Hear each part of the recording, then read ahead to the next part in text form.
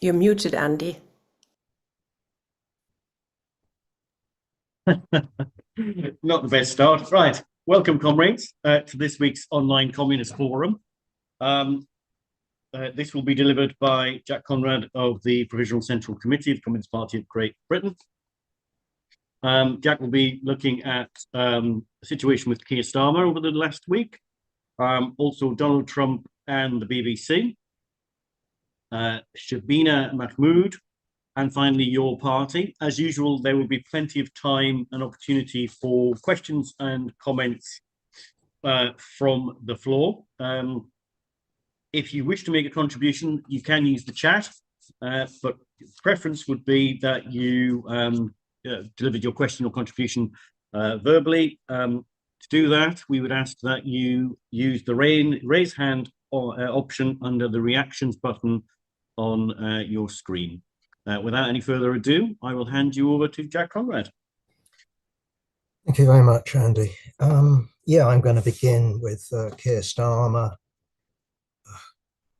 In all honesty, I'm not a big fan, not of Keir Starmer, that goes without saying, but of the mainstream media. I know journalists, print and electronic, have a living to make, and therefore, have an interest in generating the story. Also, I think it's just worth adding in that sense that also we're dealing with, famously the fourth estate. And, in countries like the United States, Britain, Western Europe nowadays, the fourth estate, not least because it's owned by very powerful, very rich individuals and corporations, is also there to crack the whip. It isn't that it's in the driving seat. Nonetheless, it's definitely a backseat driver. So it hasn't got dual control. But basically what you get is the press, the media, basically destabilizing governments, influencing governments, showing governments that their room for maneuver is extremely limited. Either way, there's no denying. You simply look at facts, straight in the eye. The real question is what you make of it. So yeah, there's no denying that if you look at opinion polls, and opinion polls aren't elections, they're opinion polls, but they're important. They're important for politicians. They're important for us. They do provide us with a snapshot other than elections themselves. I haven't, gone and looked at the latest polls. But as far as I understand it, from a week or so ago, it's reform at the top. And I think that the last one, great stuff, isn't it? Since the election of Zach Polanski, I think you've got some polls showing the Green Party just above the Labour Party. So the Labour Party in some polls is third. Usually the headlines and the sort of straps don't mention it, but I'm guessing that would make the Tories in fourth place. But the big story, of course, is Labour, and that's understandable because here we have a government. We have a government in parliamentary terms with a huge majority, but as everyone pointed out at the time, this is a huge majority based on first past the post and not quite statistical freakery, but nevertheless on an extraordinarily low percentage of the overall poll. We should, under normal circumstances, whatever the hell they are, expect the main opposition party to be riding high under such circumstance, whether it's a year in, 2 years, 3 years in, 4 years sometimes into a government, you would expect that. So, as a kid, as a young man, if it was the Tories in government, you had the Labour Party way out ahead. If it was the other way round, you get the message. And what would happen in a general election campaign normally is the distance between the two would narrow. I think we're no longer in normal circumstances. I want to be hesitant here, but I do think with the rise of nationalist parties, and of course, with the rise of reform, we can talk about the Greens. You know, things have been thrown out of kilter. And quite frankly, you know, all you need is a psephologist to say that, you know, if you introduce a few changes to the opinion polls, you can end up with really freaky results. You know, simply because one constituency would vary to another. And of course, what you get, we all know that, is a situation where voters are often voting not for a party, but against a party. So we know the phenomenon of liberal voters, Labour voters, Green voters, you know, going for a particular candidate in order to keep the Tories out.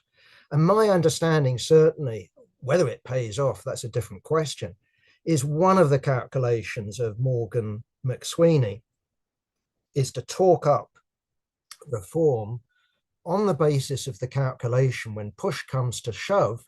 Not only will you get Lib Dems and Green voters and nationalist voters, but also some Tory voters going over to Labour in order to keep out Nigel Farage and reform. Now, is that a real strategy or is this a throwaway? I don't know. But we shouldn't discount such possibilities. Either way, at the moment, this government is clearly in trouble. The fact that you've got, at least in the press, talk about Keir Starmer's leadership being in jeopardy.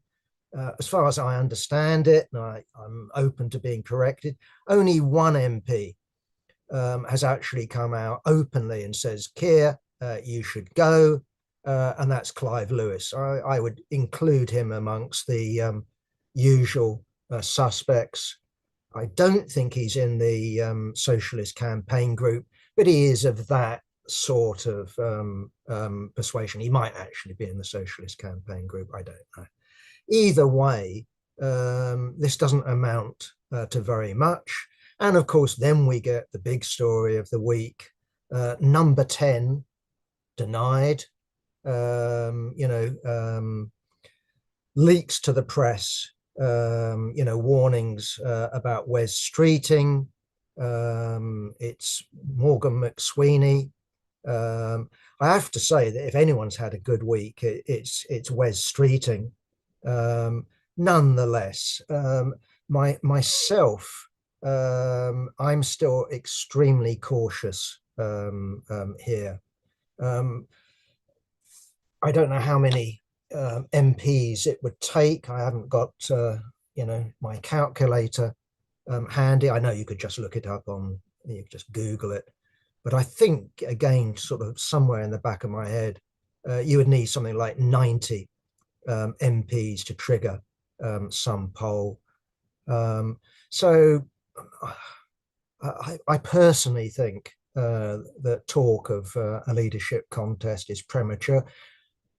If, of course, we have a big Labour defeat, then that becomes a different question. And I'm not talking about the local elections. I'm talking about the next general election. Then almost certainly Keir would do the normal thing, fall on his sword, just like Jeremy Corbyn did. There would be a leadership contest, and who the hell knows who would win.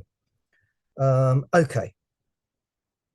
Now, my argument, I don't think it's an original one, not least with the slogan I'm going to use, is that what is at the root of the problem with the Keir Starmer government, to quote Bill Clinton, it's the economy, stupid.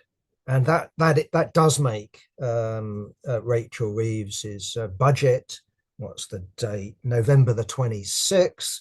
It does make that an important occasion. I mean, if we think about it, if you look back to the last Labour government, remember 1997 and Blair. I mean, basically, the story is that the Tories left Labour in a how should I put it, a strong position when it came to the economy, and in spite of a lot of talk on the left about cuts and all the rest of it and attacking the working class, the fact of the matter is that the Blair Brown government did spend. It did spend. You can say it spent unwisely when it came to, you know, public private finance and all the rest of it. I would agree with that. Nonetheless, it did spend. It spent on the NHS. It spent on education because it could do.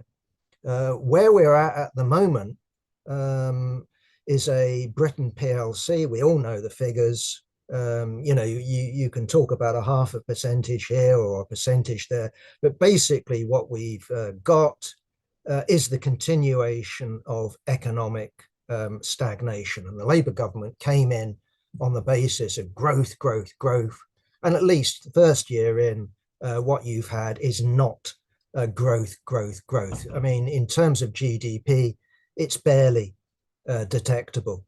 And we all know the situation with ordinary people, the likes of you and me, that in general, what we've seen with wages is stagnation, and quite conceivably with inflation. It depends on who you are, where you are, and all the rest of it. But nonetheless, big swathes of the population will see their living standards go down. And that is also true. And I think it's worthwhile stressing this. That's also true for what the press will want to keep calling, and I certainly object to that designation, the middle classes, the young middle classes, i.e. people coming out of universities and colleges, expecting after 3 years, massive debts now, expecting to go into good jobs. Well, what they're going into is jobs. And even if they are good jobs, the pay levels are low and far from enjoying great prosperity. Really what they are is incredibly squeezed. Again, I don't know the national statistics, but I think, for example, if you take London, where I live, a lot of people are spending something like half their income on rent. And of course, we are talking about rent. Simply buying a house in London is out of reach for an incredible number of people who actually work in London. And I know you get, talk of London Underground drivers. Don't they get now something like 80,000 quid? And people sort of take a breath.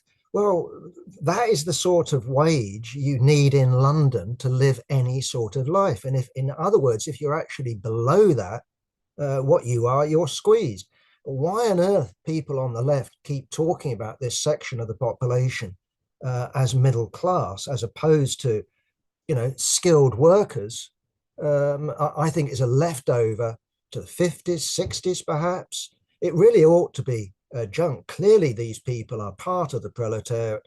They've been proletarianized, and what they are, to use a phrase, is part of the precariat, not just the proletariat, the precariat.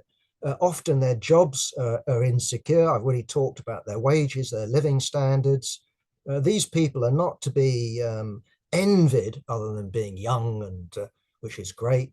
No, these people clearly are under pressure, and I would hazard a guess, I don't think it's particularly a wild one, that a lot of these people have turned to the Greens, for example. And who can blame them? You look at a Labour government coming in promising change. What's there been? No change. and you've got Zach Polanski now coming in with radical talk. Clearly, the Green Party has radically moved to the left. I don't think it would take a genius to work out that they will junk at some point soon, their commitment to NATO. On the other hand, I would predict that the nearer Zach Polanski's Greens come to government and some sort of coalition deal, of course, that would go straight out the window. So one could imagine, for example, purely for the sake of the argument, a Green, Lib Dem, Labour coalition. Clearly, such a coalition would commit to NATO. America wouldn't allow anything else. It's as simple as that. And what you'd have is a Green Party that would be the tail of such a government. It wouldn't set the agenda. The other parties and international politics would set the agenda. Again, just a couple of comments. We have had, again, bad news management, by number 11, at least that's my angle on it. I do come from the generation of where I think, I'm not quite sure, but, you had Purda. Chancellors of the Exchequer did not talk about their budget before budget day. And again, I have somewhere in the back of my mind, it might have been from the 50s. Someone like Ben Cousins will tell us, he's got a photographic memory of politics, of what chancellor, wasn't it a Labour chancellor, in the Attlee government that actually resigned because accidentally he came out with some detail about the budget. But that was the tradition that I sort of remember. Now what you've got is going on Laura Kuenssberg, telling the press, and what we've had is I'm going to break the manifesto pledges not to put up income tax. Oh no, I'm going to keep the manifesto pledges not to put up income tax. Whatever it is, we don't know what is going to be in the budget, but the markets don't like it because they've been told an awful lot of contradictory things. And I do think it's worthwhile saying on this that although she's due to impose, what's the figure I've got, 7.5 billion extra taxation, the fact of the matter is, because of Britain's level of borrowing and what's gone on over the last week, it's not that the total amount of borrowing necessarily has gone up, but what you're paying for that borrowing has. So you get into a very peculiar situation that her attempt to how should it do a political budget has actually economically had a negative effect. Anyway, we wait for the 26th of November. I would just add in this one other observation, and that is, having talked about the Blair government, it's just worthwhile mentioning the Thatcher government and how unpopular it was in its first term, and how it actually rescued itself. And it didn't do it. It was the Argentines what did it, i.e. the Falklands, and that allowed the Iron Lady and steely determination. And yes, she secured the backing of the United States, and that allowed her to run, a patriotic general election. If you want, you could call it a khaki general election, but it secured her second term, where again, if you look back at the first term, polling was appalling. So again, I would just caution projecting today's opinion polls onto a general election. The more that you have low opinion polls, the longer the government will last things out. It will hang on, and it's in no danger of losing its majority, no matter how many by-elections it manages to lose. So we need to have some sense of caution here. And again, I would simply say, that I've heard the death of the Labour Party announced so many times. Death of the Tory Party. Last time I debated with Richard Seymour, this was the death of the Labour Party. This is just before Corbyn was elected leader of the Labour Party, and you had that huge surge of membership. Richard came into the meeting and said, "Remember this," and I haven't forgotten. The Labour Party is dead. Remember, he said, the Labour Party is dead. Well, it didn't look very dead in 2017. Talk about after 2019, but hey, look at the general election. Okay, just a footnote to all that. It's pretty obvious why we've had the reinstatement of 4 rebels, the last of the rebels, I think. Neil Duncan Jordan, Chris Hinchcliffe, Brian Leishman, and Rachel Maskell. This follows on the heels of John McDonnell and others who were suspended. Remember, from the beginning of this government over rebelling, not least against the two-child cap and all the rest of it. Why have they been let back in? Is it because they've been good boys and girls? At a guess, no. My guess is, for what it's worth, it's called Y Party. The whips, government managers, Labour Party headquarters, basically want to scupper your party. I'll be talking about your party at the end. But looking at your party, I have to say that I would be, how should I put it, if I was them, I wouldn't be particularly worried at the moment. I mean, what we've had with your party is one self-inflicted, injury after the other. I mean, talk about civil war.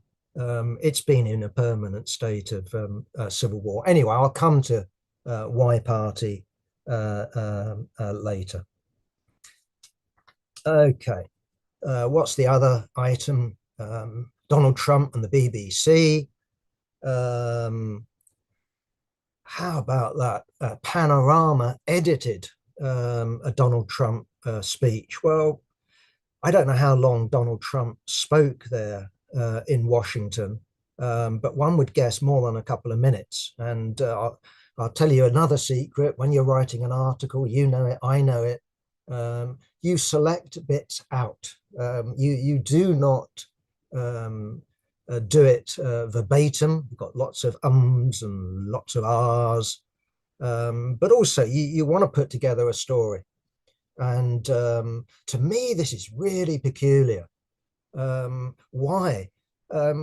If, for example, I'd been back there in the early 20s and we'd seen the trial of Adolf Hitler and the other conspirators in the beer hall putsch, and I took a Hitler speech and I joined it together, and he said, "I want to overthrow the government," or something like that. Well, I'm not going to take his whole speech to the courts. That's what you have to do. The big story there is the beer hall putsch. The big story is the attempt to overthrow the government. And what we've got now is the big story is that the BBC edited his speech.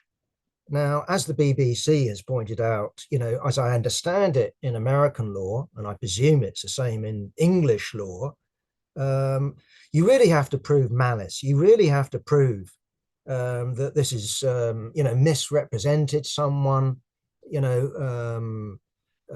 got people thinking something radically different about this guy than was presented in your article or in your film. And I have to say that for the life of me, while you could interpret it as there's Donald Trump saying, I didn't lose January, I didn't lose the election in November. This is all a big cheat.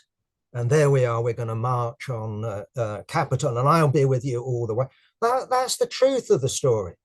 Now, we also would gather that what he was relying on, I mean, tell me if I'm wrong, he was relying on that crowd, right, to intimidate, right? That's what the aim of it was, to intimidate those in Congress, and including his vice president, Mike Pence. And Mike Pence's role, which he refused to go with, was basically say, I'm not going to count this state. I'm not going to count that state because there's a dispute about whether the poll was rigged. And we also had, again, we know this stuff, all this stuff is in the open. We also had Mike Miley, the chief of staff, basically telling his subordinates, and we're talking about generals here, don't obey the fascist, quote unquote, obey me. That's the actual story.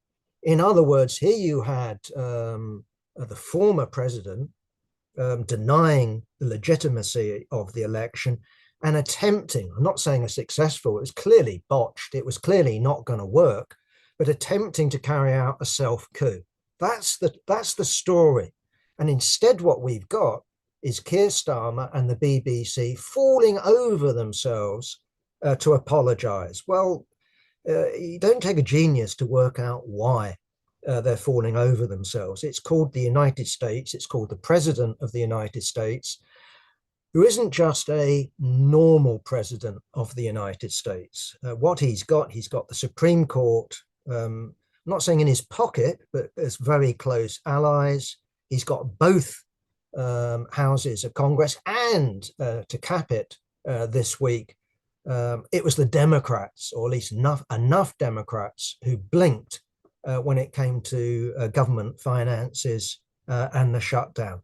In other words, what we've got, use a phrase, invent another one, but what you've got is perhaps the most Bonapartist American president in recent history, and perhaps in history.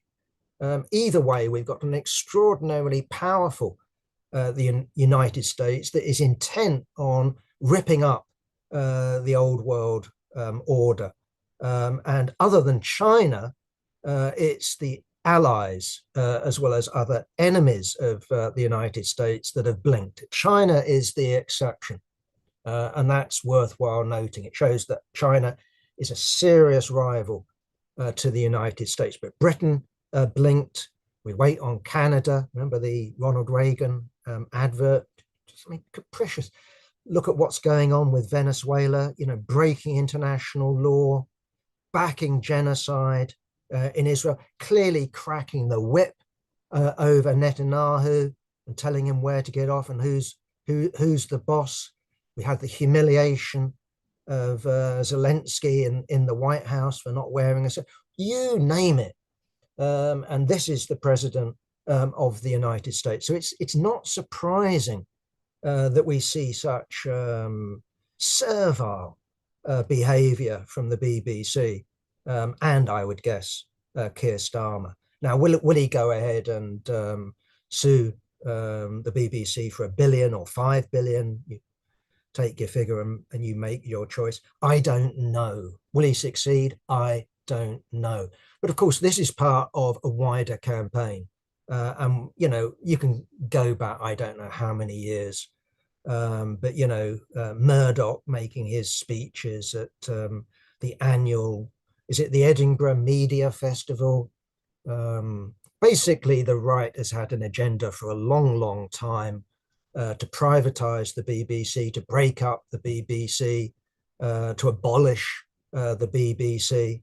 So we all know that agenda. And what we've had in particular is the Daily Telegraph taking the lead here, but it's part of a wider agenda that would include, News GB, Fox News, Murdoch, you name it. That's the agenda of the right. But under these conditions, you go from something that the BBC can afford to counter or at least bend to. Now we've got prostration in front of this agenda. And we've had the latest one, haven't we? that not only was it the latest panorama broadcast that edited Trump's speech. God help us. Also, the Telegraph announces that was going on January the 20th, 21st, or whatever it was when they. Well, of course it was. Of course, that's just like saying journalists were journalists. As I said, you can't do anything else than edit someone's words. Okay, but that doesn't mean that we want to rally behind the BBC. That's the last thing we should do. The fact of the matter is that liberal opinion was outraged by the first election of Donald Trump, relieved by the defeat of Donald Trump second time round, and horrified by his third, not saying third victory, but his third attempt, second successful attempt in becoming president.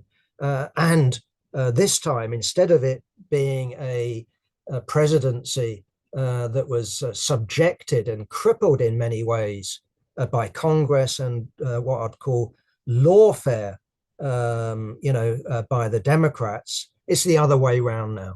I'm not saying there isn't any lawfare going on, but it's clearly Trump on the front foot. It's Trump that's pressing home his advantage. And what you've had is a tsunami of presidential initiatives that have completely overwhelmed the other side. So liberal opinion is horrified, and it's gone from resisting to prostration. And I think an example of that is the most recent pronouncement from Bill Gates, who's basically come out and said, well, global warming, yeah, let's adapt. And predictably, all you need to do is read X. We've got it in the latest, we quote it, it's widely quoted. Trump greets that as vindication about the biggest con ever perpetrated, i.e. The idea of global warming being produced by human agency. Okay, so having spoken about the BBC, well, we've all lived through it, and so recently, haven't we? So we can mention one BBC panorama. Well, I can't forget, and I will never forget, John Wade and his, what was it called? Labour, is the party over? Remember that documentary with all us anti-Semites swarming all over the Labour Party? Jeremy Corbyn downwards, the Labour Party HQ full of people, almost doing Hitler, impersonations in order to upset Jewish members of staff. We all know, well, anyone with a brain knows that that was a big lie. So any idea that the BBC is or has ever been impartial, really pull the other one. I mean, as an example, again, this goes back to ancient history, admittedly, but 1926, when John Reith, the Director General, wasn't it the British Broadcasting Company then? I'm not sure. Either way, remember, he famously refused to allow the Archbishop of Canterbury to broadcast in the middle of the general strike. And indeed, showing the right wing's agenda, it was Churchill that wanted to impose state control over the BBC. The fact of the matter is, while the BBC, has never been completely on message when it comes to this or that government, it is actually, in reality, sufficiently online to be viewed as a, how should we put it, semi-autonomous wing of government. It's most certainly part of the establishment.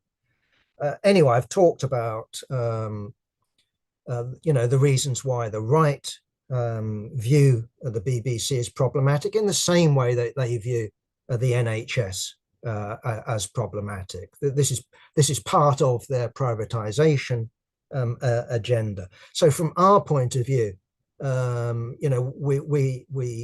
don't want to drop our critical faculties in the same way that anyone who tells me that the BBC was objective when it's come to the Palestine conflict in Gaza. No, I'd say that clearly, while you get criticisms of Israel, no, it really reflects foreign office agenda, and journalists, will therefore report, Jesus Christ, 70,000 or whatever the latest figure of Palestinian death, starvation, denial of aid.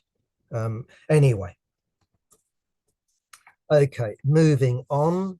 Having spoken about Keir Starmer, Labour government reform, here's an example, of course, of the advantage of government, that you can take the agenda of the opposition and make it yours and put it into practice. That is a huge advantage, and something that governments are practiced at doing. So we have Shabina Mahmood. Now, whether she's taken on board reforms, migration policy, or the Tory party migration policy, I don't know, but it is sort of doing that. Of course, they say it's not enough. You've got to leave the European Court of European Treaty on Human Rights and all the rest of it. But the fact of the matter is, what she's proposing to do is to adopt the most hostile environment that's available in Europe, i.e. the Danish model. So we have the idea of people who are granted temporary asylum. This will be extended for 20 years. And if things get safe, then you're going to be sent back. Now, just look at what's been going on in Europe. We've had, I don't know, was it 500,000 Syrians granted asylum in Germany with the civil war there, sending back tens of thousands on the basis, well, it's safe in some parts of Damascus. So effectively, what this is governments being prepared to send people back to civil war, to ethnic cleansing, political persecution, and certainly economic poverty. And the point I would emphasize here is that, okay, if you're granted asylum, are you going to be able to establish a normal life when you've got this sort of Damocles hanging over your head? And is it an annual review that will be taking place? That's my understanding of it. In other words, you can be sent back anytime. Does that include kids that were either born in Britain or maybe born abroad but raised in Britain? Do these kids speak Arabic, or do they now speak English? I mean, to me, that this is foul politics. Okay. So yeah, I mean, I would describe this as an attempt to, well, I don't know about out-reform, but certainly an attempt to pull the rug from under reform, to adopt reform-like politics, and basically to turn around to those who've been protesting outside hotels and other such places. We agree with you. And what we've had is Shabina Mahmood basically saying society is being cleaved not by the anti-foreign agitation of the Tories and reform and the far right. It's the migrants that are to blame. It's them that are to blame for your shitty jobs, for your lack of affordable housing, for your wait at the NHS, for your inability to see a GP. This is foreigners. It doesn't matter, of course, if you do go to hospital, that at least my hospital just over the road, I don't know, I mean, I haven't got a clue what percentage are migrants but a very big percentage going from the people, um, doing the mopping all the way up to the consultant that looks at you. So yeah, that's true in London. I think half the population in London were not only born outside London, which is what I was brought up with back in the 50s, but half the population of London now were actually born outside the UK. And these people are my friends, these people are my neighbours, these are people I rely on. And far from feeling myself, I know Keir Starmer made that foul speech about an island of strangers. No, these people aren't strangers to me. It's who I was brought up with. It's who I work with. It's who I shop with. It's who I see down the pub. No, they're definitely not strangers. And if I was going to criticize, and I am going to criticize, what we've seen, though, is a failure of the labor movement, of the workers' movement, to actually positively go out and integrate these people in to our structures. Why? Because our structures have become bureaucratized. That you join a union now for insurance purposes, as opposed to it's your union, you've got power over it, you can determine the direction of the union. Most unions now are remote and distant and far from being militant organs of class struggle. And the same applies, of course, to workers' parties, not least the bourgeois workers' party, i.e. the Labour Party. Okay, that doesn't mean, though, that we want to fall into, I think, the opposite trap, the SWP type trap of simply saying refugees are welcome here. What we need to be doing is precisely campaigning for positive assimilation, and that means a two-way process. It doesn't mean everyone becoming some model of 1950s England, but it also recognizes that under present circumstances, why the hell do employers want migrant labor? Well, in general, either because they've got specific skills, but the general reason is that they are cheaper labor, and that applies to data. That applies to the NHS with doctors, and above all, it applies to the bottom end of the working class, builders, people working in restaurants, people in the black economy that deliver, from Amazon or Deliveroo, or whatever, or people in nail shops or people in barber shops. So we need a positive program when it comes to migration.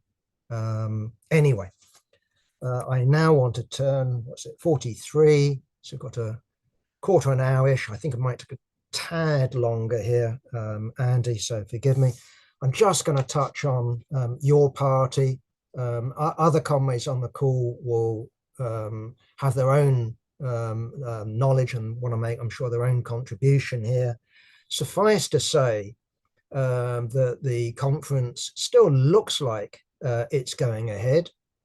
So this is the 29th and 30th at Liverpool's ACC.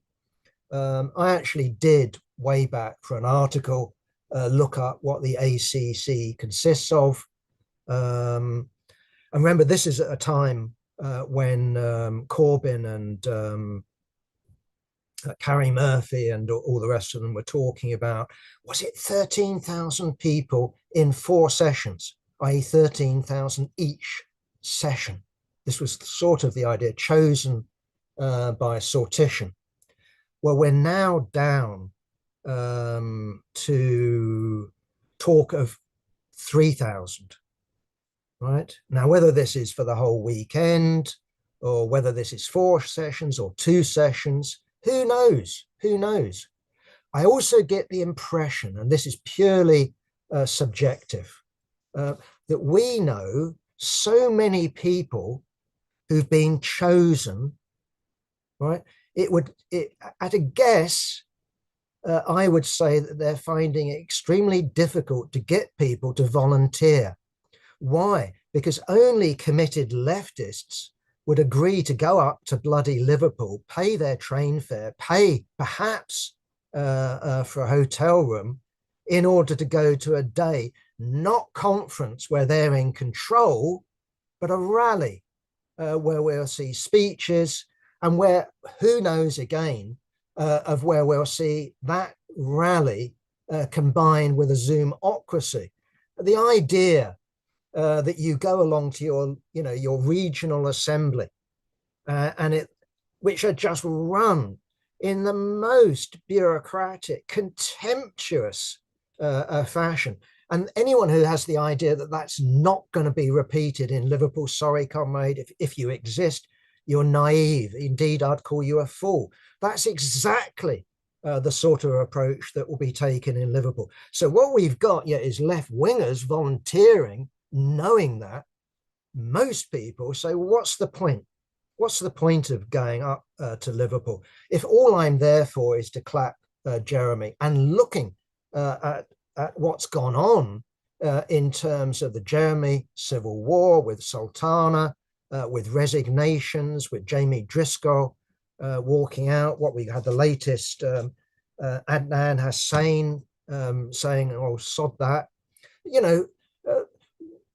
Instead of this 800,000 people being organized, what we've had under Corbyn and Carrie Murphy, almost, it is incompetence, but it's almost as if they want to put people off. It's almost as if they actually don't want people to join. It's almost as if they're acting as agents for Keir Starmer. Of course, they're not. But what they are, they're so terrified of the organized left that what they're doing is gutting this Your Party, or whatever the hell it will be called, of any genuine trace of democracy before it's born. In other words, what they're presiding over is a stillbirth of an organization. So what they're promising, I think most people can get it now, is a tame rally where our job would be to clap and applaud. And there we have, who knows the accuracy of it, some Zoomocracy going on the basis of a yes, no, a two-choice question that's going to be put in such a manipulative fashion. All you need to do is read the question and you know what answer people are going to come up with. Okay, so having said that we know so many people, this actually gives me, surprisingly, a little bit of room for optimism here. Because, yeah, if we go along with the agenda that's set by Carrie Murphy and is it the 5 MPs in the Independent Alliance, or whatever the numbers happen to be today, then, yeah, there's no hope. On the other hand, if we have sufficient left-wingers who are prepared to rebel, that might make a difference.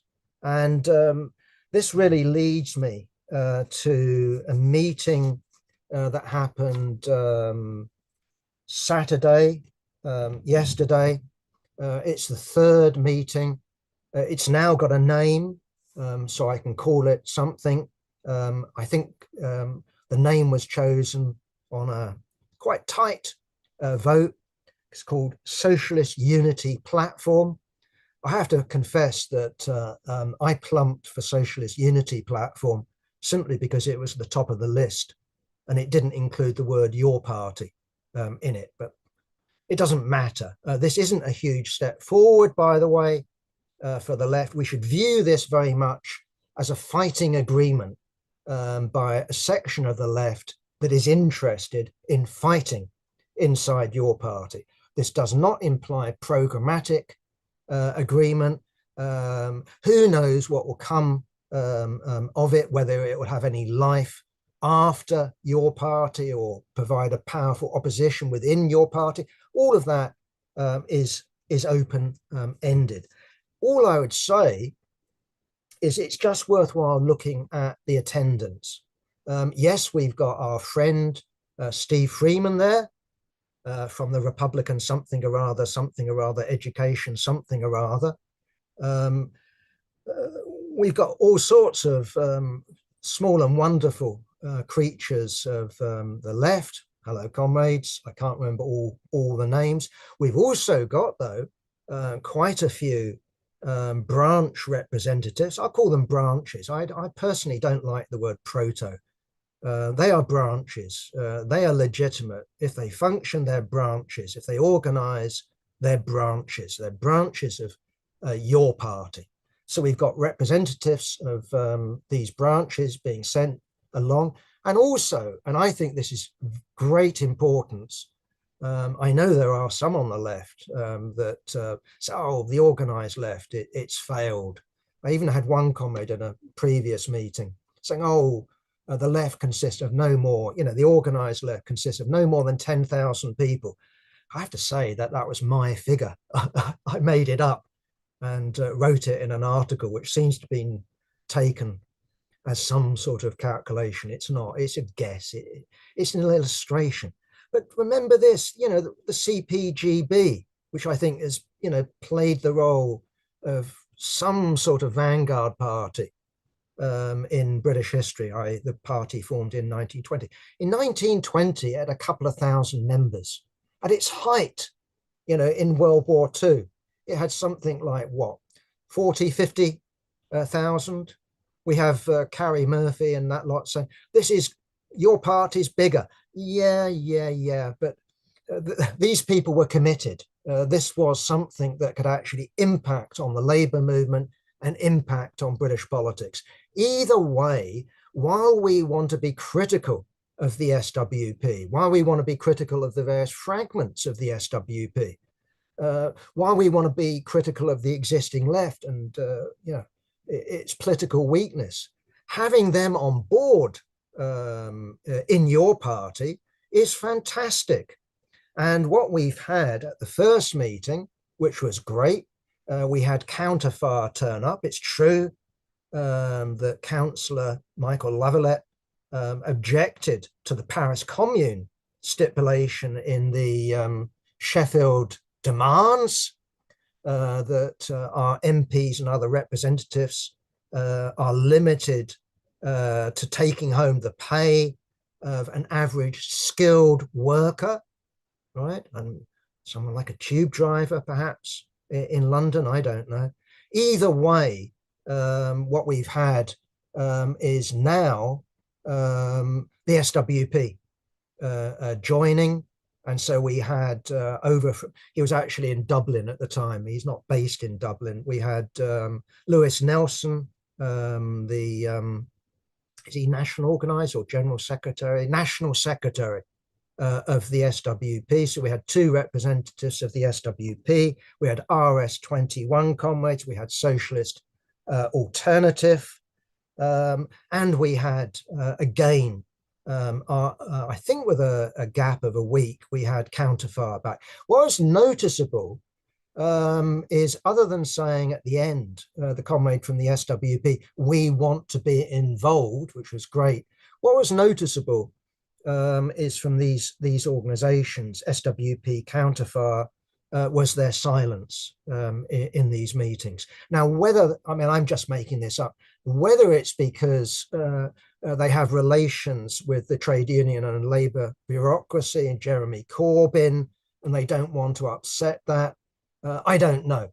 But the fact of the matter is that they have come on board this particular project. And what this project agreed was not only the Sheffield demands that you'll find in the latest edition of the Weekly Worker, what they also agreed is what our comrade Tina has called, I think Tina wrote it, the battle plan.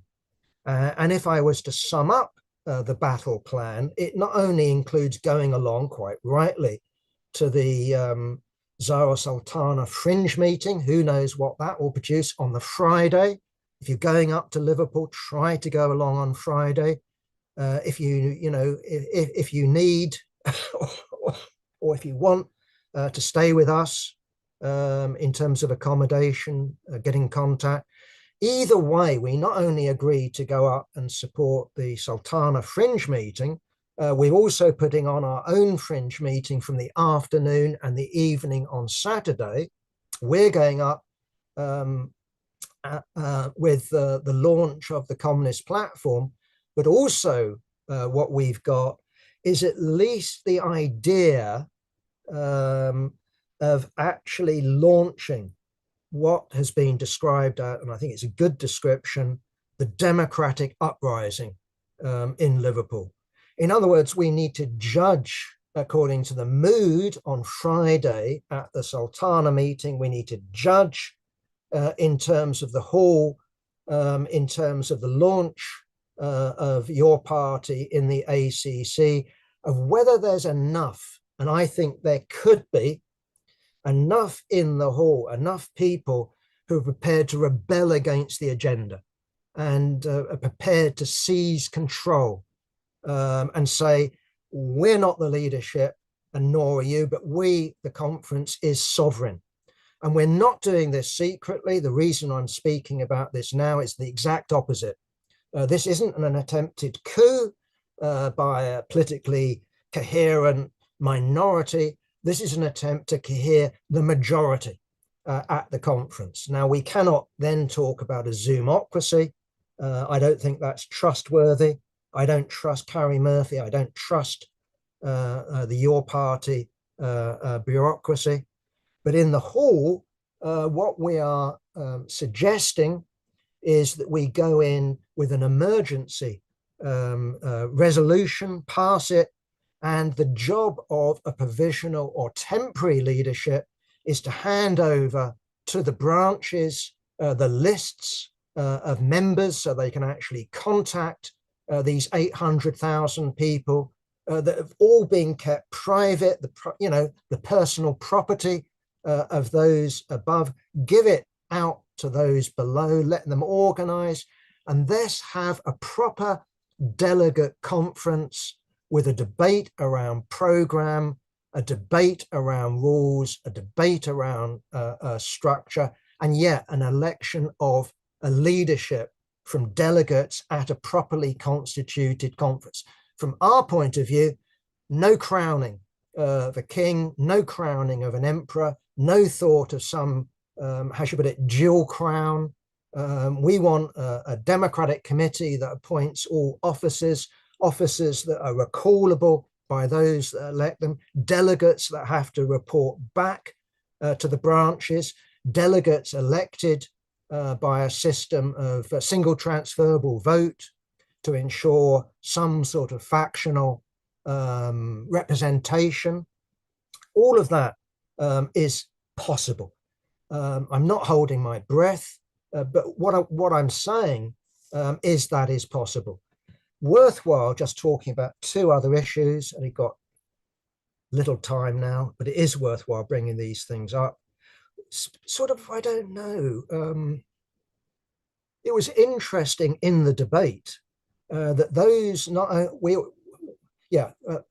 those in the debate that were expressing a militant point of view not only included us and branch representatives, it also included the bloc with that includes Ken Loach. I don't think he's how should I put it, fit enough to go up to Liverpool and lead this rebellion, but he's there, definitely there in spirit. So maybe we can get a message from Ken backing this democratic rising. What was noticeable is the least militant, the most reformist were those from the Spartacist tradition, which I just found somewhat bizarre. So we had two representatives from the Spartacist League. We had a representatives of, I can't remember, I don't know the differences between these organizations, but the international Bolshevik tendency and the Bolshevik tendency. All of these comrades said, oh, we don't want to talk about structures. What we want to do is talk about politics. Well, comrades, structures are politics. What we're struggling for here is the right of the left to organize openly in your party. That matters. We're struggling for light and air. And, you know, if If you're going to have a witch hunt from day one, and they're going to be hunting down, communists and socialists and international socialists, this is not the atmosphere where you can actually put forward your position on Ireland or migration or the climate crisis. People in a witch hunt finger you and you're out. This is not, and if we come as we do from a tradition that includes Lenin and the Second Congress and one step forward, two steps back. Lenin certainly didn't say, oh, organizational questions. Oh, let's concentrate on the politics. We know actually that the first split that became the Bolsheviks and Mensheviks was, of course, over the organization of the party, who you accept as a member. That split Martov from Lenin. This was a split in the Iskra faction. So from our tradition, we view organization as very important. We don't view it as non-political, we view it as political. Interestingly, as I said, comrades in the SWP are on our side, at least from what I take it. Comrades from the Socialist Alternative are on our side. I think we can also say that comrades from RS21 are also on the side of the revolutionary Democrats. But also great, isn't it great to have Ken Loach also as part of that attempt to rebel. So hopefully we'll go in, we'll rebel, hopefully we'll overturn standing orders, and who knows what the hell will come of it. Hopefully something comes of it. Last point, this is me overrunning now. I just thought I would bring up the question of quotas, where we had a very brief, but I thought useful debate on the question of, do we support election of a leadership through quotas? This would be for have to have so many women, have to have so many from an ethnic minority, have to have so many this, that, and all the rest of it. That was, I think, convincingly defeated, and I'm glad about that, because when it comes to organizational questions, we take them seriously. And we said to the comrades, if this is passed, we would view this as a matter of principle. We do view it as a matter of principle. That doesn't mean we would split, but we would definitely then constitute ourselves, at the very least, an opposition faction within this faction. But fortunately, it was voted down. We had a good discussion. And I want to finish with this. We had one of the comrades from the Trans Liberation Group who looked at the Weekly Worker this week, page 9, the article by Carla Roberts, the picture of the St. Petersburg League of Struggle. There you are in the middle, you've got V.I. Lenin, and over there you've got Jules Martov.